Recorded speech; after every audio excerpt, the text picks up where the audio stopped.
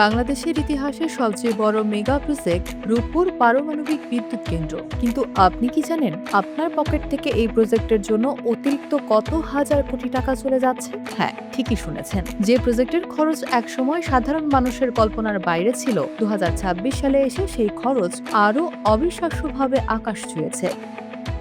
1,13,000 কোটি টাকা দিয়ে যে যাত্রা শুরু হয়েছিল ডলারের তীব্র ঝাঁকুনিতে, আজ সেই খরচের খাতা গিয়ে ঠেকেছে প্রায় 1,40,000 কোটি টাকায়। কিন্তু কেন এই বিশাল টাকার অঙ্ক বেড়ে গেল? আর এই বিপুল খরচের পর আমরা সাধারণ মানুষ কি আদৌ সস্তায় বিদ্যুৎ পাবো, নাকি আমাদের বিদ্যুতের বিল আরও বাড়বে?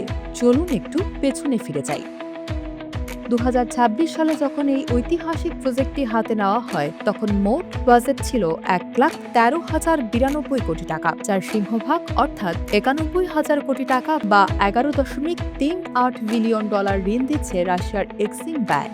1.75% সুদে এই ঋণ 28 বছরে পরিশোধ করতে হবে, যার মধ্যে প্রথম 10 বছর কোনো কিস্তি দিতে হবে না, অর্থাৎ গ্রেস পিরিয়ড। আপাত দৃষ্টিতে চুক্তিটি দারুণ মনে হলেও আসল খেলাটা শুরু হয়েছে মুদ্রার বিনিময় হারে। যখন এই প্রজেক্টের খসড়া বা ডিপিপি তৈরি করা হয়েছিল, তখন প্রতি ডলারের দাম ধরা হয়েছিল মাত্র 80 টাকা। কিন্তু মাঝপথে যখন রাশিয়ার ঋণের সিংহভাগ ব্যবহার করা হয়, তখন ডলারের গড় দাম গিয়ে দাঁড়ায় 95 টাকা 28 পয়সায়। আর বর্তমানে যে 3 বিলিয়ন ডলারের বেশি ঋণ এখনো অব্যাহত রয়ে গেছে, তা হিসাব করতে হচ্ছে প্রতি ডলারে 122 টাকা 40 পয়সা ধরে। শুধুমাত্র এই ডলারের দামের ওঠানামার কারণেই প্রজেক্টের খরচ অতিরিক্ত 25,759 কোটি টাকা পর্যন্ত বেড়ে গেছে।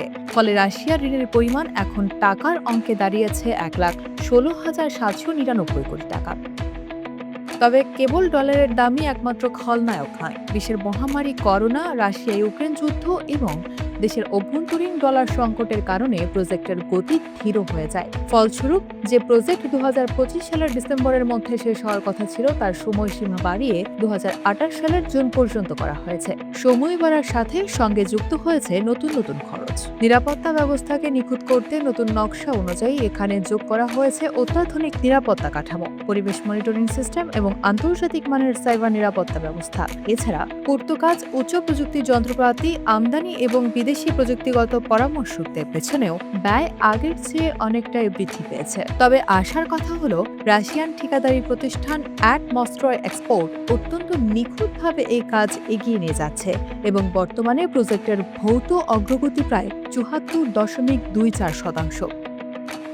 এবার আসি সবচেয়ে এক্সাইটিং খবরে। চলতি বছর রূপপুরের জন্য একটি ঐতিহাসিক বছর। এই বছরের জুলাইয়ের শেষ বা আগস্টের প্রথম সপ্তাহেই রূপপুরের প্রথম ইউনিট থেকে 300 মেগাওয়াট বিদ্যুৎ পরীক্ষামূলকভাবে আমাদের জাতীয় গ্রিডে যুক্ত হতে যাচ্ছে। এরপর 2027 সালের জানুয়ারিতে এই প্রথম ইউনিটটি তার পূর্ণ সক্ষমতায় অর্থাৎ 1,150 মেগাওয়াটে বাণিজ্যিক উৎপাদন শুরু করবে। আর 2028 সালের মধ্যে চালু হয়ে যাবে দ্বিতীয় ইউনিটও। মোট 2,400 মেগাওয়াট ক্ষমতার এই পারমাণবিক কেন্দ্রটির আয়ুষ্কাল ধরা হয়েছে 60 বছর। তবে সঠিক এবং আধুনিক রক্ষণাবেক্ষণের মাধ্যমে এই আয়ু আরও 30 বছর বাড়ানো সম্ভব। অর্থাৎ আগামী প্রায় 1 শতাব্দী ধরে এই কেন্দ্রটি বাংলাদেশকে নিরবিচ্ছিন্ন শক্তির যোগান দিতে প্রস্তুত হচ্ছে। এর ফলে প্রতিবেশী দেশ ভারত থেকে বিদ্যুৎ আমদানির উপর আমাদের নির্ভরতা প্রায় 90% কমে যাবে, যা আমাদের জ্বালানি নিরাপত্তায় এক বিরাট বিপ্লব। কিন্তু দিন শেষে প্রশ্ন একটাই, আপনার আমার পকেটের উপর এর প্রভাব কি পড়বে? বর্তমানে আমাদের শিল্প খাতের প্রতি ইউনিট বিদ্যুতের দাম 10 টাকা 88 পয়সা। রূপপুর থেকে উৎপাদিত বিদ্যুতের প্রাথমিক খরচ ধরা হচ্ছে প্রতি ইউনিট 8 থেকে 12 টাকা। যদি বাস্তবসম্মতভাবে এই খরচ 10 টাকার মধ্যে রাখা যায়, তবে শিল্প খাতের উৎপাদন খরচ 7 থেকে 8% কমে আসবে। আর যদি কোনোভাবে এটি দীর্ঘমেয়াদের টার্গেট অনুযায়ী 4 টাকা 50 পয়সায় নামিয়ে আনা যায়, তবে শিল্প কারখানার বিদ্যুৎ খরচ 1 লাফে 58.6% কমে যাবে। তবে বিশেষজ্ঞরা বলছেন, উৎপাদন ও চাহিদার বিশাল ব্যবধানের কারণে সাধারণ গ্রাহকরা তাৎক্ষণিকভাবে হয়তো খুব বড় কোনো পরিবর্তন টের পাবেন না। আসল ম্যাজিকটা দেখা যাবে আজ থেকে 28 বছর পর, যখন রাশিয়ার এই বিশাল ঋণের কিস্তি পুরোপুরি পরিশোধ হয়ে যাবে।